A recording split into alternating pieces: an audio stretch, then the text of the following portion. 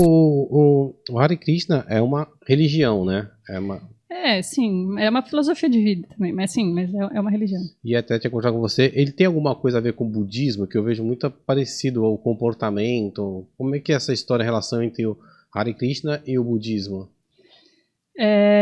Os dois são assim, o budismo nasce na Índia também, né? Então acho que pelas duas práticas serem orientais e para a gente aqui no Ocidente enxerga semelhança porque os homens normalmente, né, vestem laranja, tem o cabelo raspado, acende incenso, sei lá, né? Nada com exceção. Tem essas características em comum. Mas o budismo e a filosofia Vaishnava são bem diferentes, assim, em essência, no sentido do propósito último, né?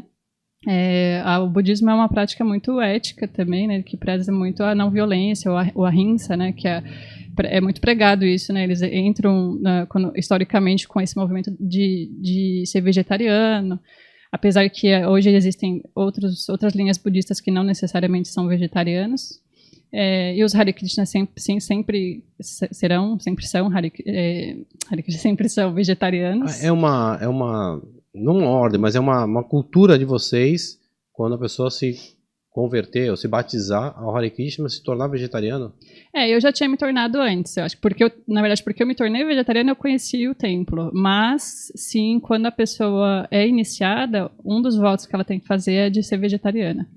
Então, se a pessoa achar que ela não está pronta ou não quer aí ela normalmente não vai ser iniciada. Geralmente é assim que segue.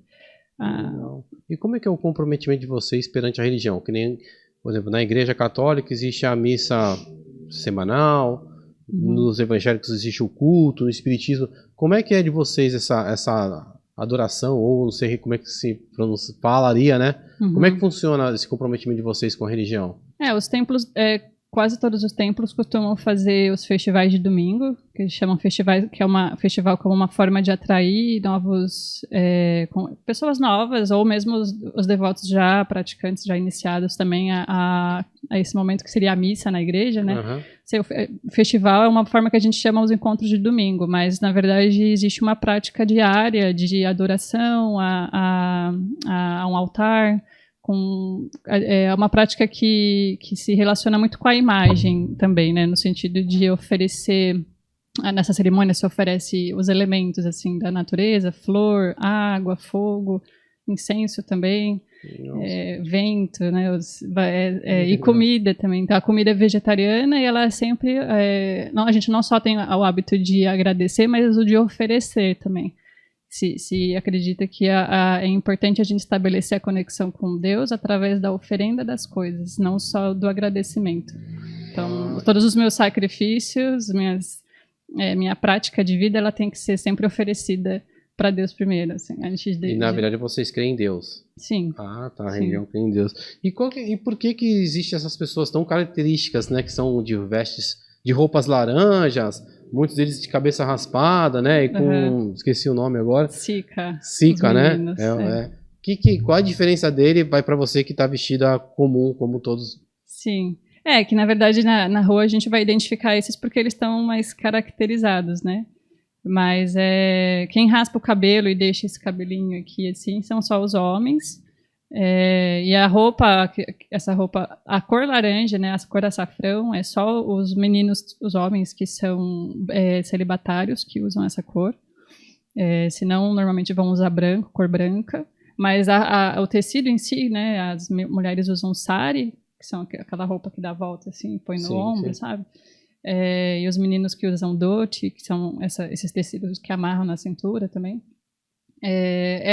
Pela tradição cultural mesmo, assim, mas não é obrigatório. Índia. Não é assim, obrigatório, não. Uma pessoa que hoje virar devota não necessariamente precisa ter isso aí, né? Não precisa. E por que a importância da alimentação, de ser tão criterioso, falar, vamos ser vegetariano? Por quê?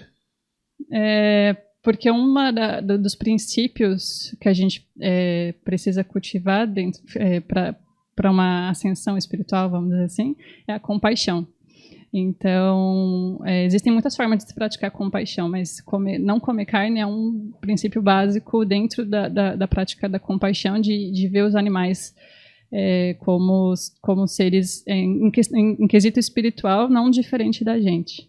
Então, isso é bem diferente dentro da visão católica ou de outras religiões, né? Dentro da religião Hare Krishna, os animais não são diferentes da gente, nem as árvores, nem nenhum ser vivo, todos são almas que estão no seu processo, cada um no seu processo, né, de desenvolvimento da consciência.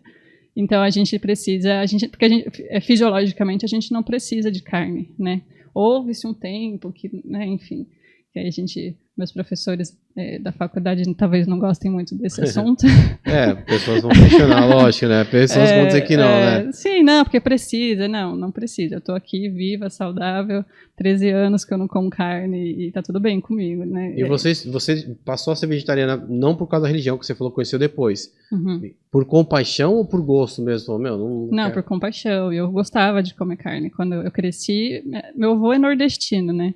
Minha avó vivia cozinhando esses pratos típicos nordestinos. Então eu comia de todo tipo de carne, assim. Todos esses pratos mais exóticos eu comia de carne. Então, e gostava de churrasco. Eu cresci, né, criança, adolescente, comendo isso tudo. Porque eu acredito que por nossa influência cultural e criança a gente ainda não questiona tanto algumas coisas, realmente não entende, né? Eu não entendia que carne era um animal. Carne é carne. Você vai no mercado, compra na embalagem. Nem tinha como raciocinar isso, né? Não tinha como fazer uma associação que carne era uma vaca, era um porco, uma galinha, sei lá, né? Então, ou então quando a gente compra, sei lá, leite no mercado, vem sempre a cara da vaca feliz, assim, né? Então, ela tá feliz, então que boazinha, ela tá me dando leite, né? Não sei. Então, a gente não entra em questionamento com essas coisas. E na verdade eu fui uma criança meio chata para comer legumes e tudo mais. Então quando eu comecei a entender que a carne eram animais que eram sacrificados, eu falava, nossa, mas eu gosto de cachorro, como que eu vou comer uma vaca? Sei lá, porque não existe diferença da vaca para o cachorro. É que aqui culturalmente a gente adora os cachorros, mas em outros países se adora as vacas e se comem os cachorros, sei lá, então não... É uma questão de escolha de qual que eu vou gostar mais, mas na verdade não tem diferença entre os animais, né? Então, quando eu comecei a ter perceber sobre isso, eu falei, para mim foi bem difícil no começo, mas eu nunca tive recaídas, assim, desde que eu decidi parar, eu nunca mais comi. Nossa, mas teve alguma dificuldade social, assim, nessa mudança? Tipo assim... Bastante. Imagina, tipo, tu ir numa festa... Sim, muito. Na verdade, hoje eu sou vegana, né? Que é um pouco mais estrito do que ser vegetariano. Então, até hoje, às vezes, eu ainda... É que eu já estou acostumada depois de tantos anos. Mas, para mim, eu acho que é uma postura política mesmo, a nossa alimentação. E na época, assim, para mim foi muito difícil porque eu não tinha autonomia de cozinhar, né? Então, eu tinha 16 eu fui parando, 17 eu parei. Então, eu ainda não estava assim, eu cozinho a minha comida, né? Eu morava com a minha mãe, né? Aí eu falei, mãe, você dá um jeito daí para eu comer, porque senão eu vou passar fome, carne eu não vou comer. E aí, eu acho que eu fui um pouco salva nesse sentido pelo templo, porque todo mundo é vegetariano no templo. Então, eu entrei, eu fiquei maravilhada, né? Conheci um monte de vegetariano, então eu aprendi a cozinhar ali com eles e hoje não tenho nenhuma dificuldade. Como é que foi a aceitação da tua família? Tu falou que tu morava com a tua mãe. Mas mãe, a partir de hoje eu sou vegetariana e daqui a um tempo tu foi, mãe, agora sou Hare Krishna. Pra minha mãe foi muito difícil. Acho que pra ela foi mais difícil quando eu fui morar no templo, assim, né? Ela não aprovou. Mas acho que o meu defeito e a minha qualidade é que eu sou teimosa. Então, quando assim, eu decido uma coisa, eu fico bem insistente nessa coisa. E hoje acho que hoje, não sei se ela até hoje lidou bem com isso, mas como eu não moro mais lá, ela tá bem comigo, né? Mas mas foi algo muito importante para mim, essa experiência, assim. Eu não me arrependo nem um pouco.